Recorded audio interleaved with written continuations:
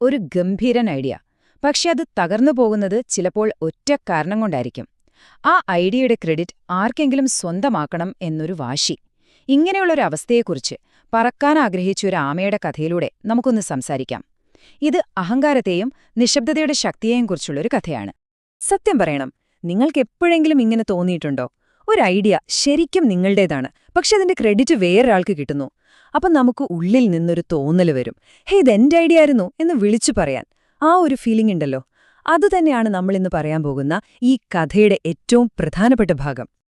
അപ്പോ നമ്മുടെ കഥയിലെ പ്രധാന കഥാപാത്രത്തെ പരിചയപ്പെടാം. ഇതൊരു ആമയുടെ വലിയ സ്വപ്നത്തെക്കുറിച്ചാണ്, ലോകം കാണാനുള്ള അവന്റെ ആഗ്രഹത്തെക്കുറിച്ചാണ്. അപ്പൊ കഥ ഇങ്ങനെയാണ്. ഒരു ആമ അവനവന്റെ ചതുപ്പിലെ ജീവിതം ശരിക്കും മടുത്തു. എന്നും ഒരേ കാഴ്ചകൾ.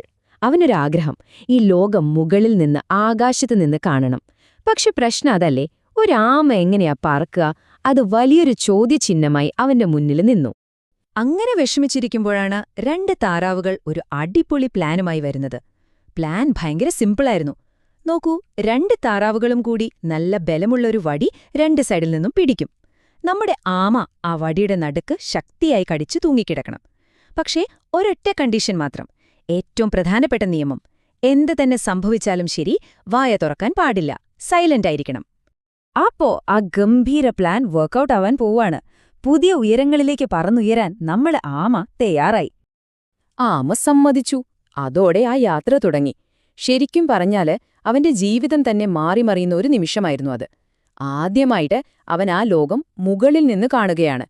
താഴെ പുഴകൾ ഒഴുകിപ്പോകുന്നു, മലകൾ, പച്ചപ്പ്. ഹോ, അവൻ സ്വപ്നത്തിൽ പോലും കണ്ടതിനേക്കാൾ അടിപൊളിയായിരുന്നു ആ കാഴ്ച. എല്ലാം പെർഫെക്റ്റായിട്ട് പോകുന്നുണ്ടായിരുന്നു. പക്ഷേ കഥയിലൊരു ട്വിസ്റ്റ് വരുന്നത് അപ്പോഴാണ്. അവരൊരു ഗ്രാമത്തിന് മുകളിലൂടെ ഇങ്ങനെ പറന്നു പോകുമ്പോ താഴെ നിൽക്കുന്ന ആളുകൾ ഇത് കണ്ട് അത്ഭുതപ്പെട്ടു. അവരുറക്കെ വിളിച്ചു പറഞ്ഞു, അയ്യോ നോക്കിയേ, ആ താറാവുകൾ എന്ത് ബുദ്ധിമാന്മാരാ! ഒരു ആമയും കൊണ്ട് യാത്ര ചെയ്യാൻ ഒരു വഴി കണ്ടുപിടിച്ചല്ലോ. കേട്ടോ, എല്ലാവരും പുകഴ്ത്തിയത് ആ താറാവുകളെയാണ്. ആമയെ ആരും മൈൻഡ് ചെയ്തില്ല. ആ അംഗീകാരം കിട്ടാതെ പോയപ്പോൾ അത് ആമയുടെ ഉള്ളിലൊരു പ്രശ്നമുണ്ടാക്കാൻ തുടങ്ങി. അതൊരു മാരകമായ പിഴവിലേക്കാണ് അവനെ കൊണ്ടുപോയത്. ആൾക്കാരുടെ സംസാരം കേട്ടപ്പോ ആമയുടെ ഉള്ളിൽ എന്തോ ഒന്ന് കൊളുത്തി. അവന്റെ ചിന്ത മുഴുവൻ ഇങ്ങനെയായിരുന്നു: ഒരു മിനിറ്റ്, ഈ ഐഡിയ ശരിക്കും എന്റേതായിരുന്നു. ഇവരെന്തിനാ താറാവുകളെ മാത്രം പുകഴ്ത്തുന്നത്? ആ നിമിഷം പറക്കുക എന്ന വലിയ ലക്ഷ്യത്തെക്കാൾ വലുതായി അവന് തോന്നിയത് ആ ക്രെഡിറ്റ് കിട്ടണമെന്നായിരുന്നു. അവന്റെ ഈഗോ ഉണർന്നു. ആ ക്രെഡിറ്റ് നഷ്ടപ്പെടുമല്ലോ എന്നൊരു തോന്നലിൽ അവൻ ആ ഏറ്റവും പ്രധാനപ്പെട്ട നിയമം അത് ബ്രേക്ക് ചെയ്യാൻ തീരുമാനിച്ചു. അവന് ലോകത്തോട് വിളിച്ചു പറയണമായിരുന്നു ഈ ഐഡിയ എന്റേതാണെന്ന്. അതുകൊണ്ട് അവൻ വായ തുറന്നു പറയാൻ തുടങ്ങി, സത്യത്തിൽ ഇതെന്റെ ഐഡിയ ആയിരുന്നു എന്ന് പറയാൻ അവൻ വാ തുറന്നതും തീർന്നു, പിടിവിട്ടു. ആ ഗംഭീരമായ പറക്കൽ അതവിടെ അവസാനിച്ചു. അപ്പോ ആമയുടെ ആ വീഴ്ച വെറുമൊരു ദുരന്തമല്ല, അതൊരു വലിയ പാഠം കൂടിയാണ് നമ്മൾക്ക് തരുന്നത്. ഈ ചെറിയ കഥയിൽ നിന്നും നമുക്ക് പഠിക്കാൻ പറ്റുന്ന നിശബ്ദതയുടെ ആ 3 നിയമങ്ങൾ എന്തൊക്കെയാണെന്ന് നോക്കാം. ഈ കഥയില് നിശബ്ദതയുടെ അച്ചടക്കത്തെക്കുറിച്ച് 3 പ്രധാനപ്പെട്ട നിയമങ്ങളുണ്ട്.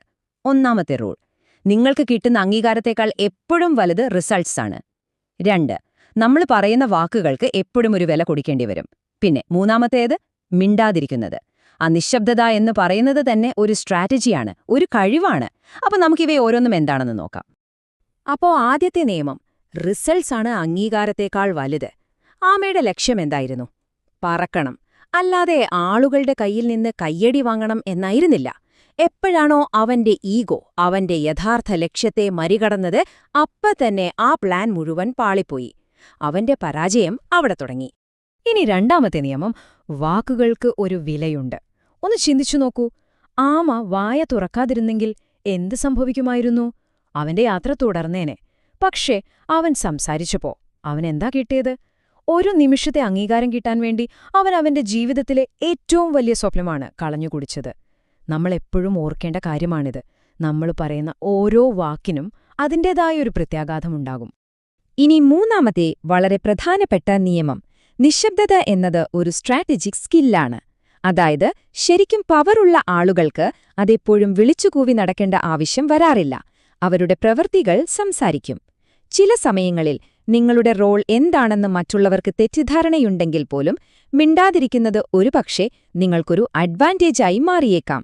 നിശബ്ദത ഒരു ബലഹീനതയല്ല, അതൊരു തരം ശക്തിയാണ്.